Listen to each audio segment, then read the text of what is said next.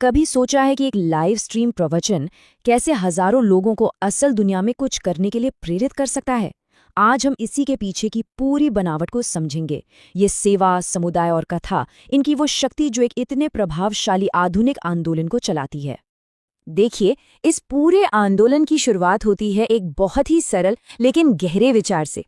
कम जियो पर ऐसा कर जाओ, याद रखा जाए। वक्ता अनिरुद्धाचार्य जी महाराज का बस ये एक वाक्य ही एक सार्थक जीवन की नींव रख देता है। मतलब एक ऐसा जीवन जिसे सालों की गिनती से नहीं बल्कि कर्मों की गहराई से मापा जाता है। तो फिर इस सोच का, इस दर्शन का असल मतलब क्या है? चलिए थोड़ा और गहराई में जाकर समझते हैं कि इस नजरिए से एक अच्छा जीवन आखिर होता क्या है। इस बात को समझाने के लिए दो बिल्कुल अलग अलग तरह की जिंदगी की तस्वीर सामने रखी जाती है। एक तरफ है झांसी की रानी, जिनकी सिर्फ 23 साल की जिंदगी आज भी हिम्मत और मकसद की मिसाल है, और दूसरी तरफ 100 साल की वो जिंदगी जो बस दूसरों की बुराई करने और धोखेबाजी में ही निकल गई।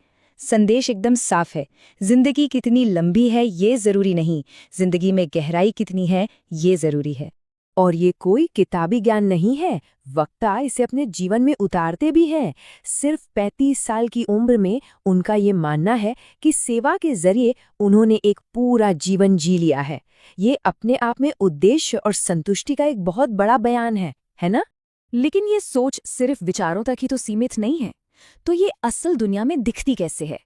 इसका जवाब मिलता है गौरीकोपाल आश्रम के उन जबरदस्त सेवा प्रोजेक्ट्स में। मिसाल के तौर पर ये आश्रम 315 बुजुर्ग माताओं का घर है, और बात सिर्फ एक छत देने की नहीं है। यहाँ देखभाल का जो स्तर है वो देखने लायक है। उनकी छोटी से छोटी जरूरत जैसे साबुन या टूथब्रश से लेकर एयर कंडीशन्ड कमरों तक का इंतजाम है, ताकि वो सभी सम्मान के साथ अपना जीवन जी सकें। इसके बाद आती है अखंड रसोई, एक ऐसी रसोई जो वाकई अपने नाम को सच करती है। ये 24 घंटे चलती है, हर 2 घंटे में ताज़ा और गर्म खाना परोसा जाता है। जब गैस की कमी हुई तो उन्होंने कोयले की भट्टियां बना ली, मतलब सेवा कभी नहीं रुकी। इसके पीछे की प्रेरणा ये विश्वास है कि भगवान किसी भी रूप में आ सकते हैं, इसलिए हर किसी की सेवा होनी ही चाहिए। इंसानों की सेवा के अलावा आश्रम की एक और बहुत गहरी प्रतिबद्धता है, गौ सेवा, यानी गायों की सुरक्षा और देखभाल, जिन्हें हिंदू धर्म में एक पवित्र स्थान जो दिया गया है। और ये कोई छोटा मोटा काम नहीं है, बल्कि एक पूरा बहुत ही व्यवस्थित रेस्क्यू ऑपरेशन है। साल भर का चारा तो पहले से ही इकट्ठा कर लिया जाता है। किसी भी बीमार गाय की खबर मिलते ही एक हाईटेक एम्बुलेंस भेजी जाती है, जिसमें रिमोट कंट्रोल वाला रैंप भी है, ताकि जानवर को बिना कोई तकलीफ दिए लाया जा सके। और आश्रम में इलाज पूरी तरह से मुफ्त होता है, चाहे खर्च कितना भी आए। ये सेवा के प्रति एक असाधारण समर्पण दिखाता है। ये सब देखकर एक सवाल तो मन में आता ही है, भाई इन सब के लिए पैसा कहाँ से आता है? और ये सवाल हमें उस इंजन तक ले जाता है जो इन सभी सेवाओं को चलाता है, समुदाय की शक्ति। हजारों लोगों के लिए रोजाना खाना, 315 माताओं की 24 घंटे देखभाल, एक हाईटेक गौ बचाओ अभियान। आखिर ये सब मुमकिन होता कैसे है? इसका जवाब छिपा है समुदाय की ताकत में। सब कुछ अनुयायियों के सीधे योगदान से चलता है।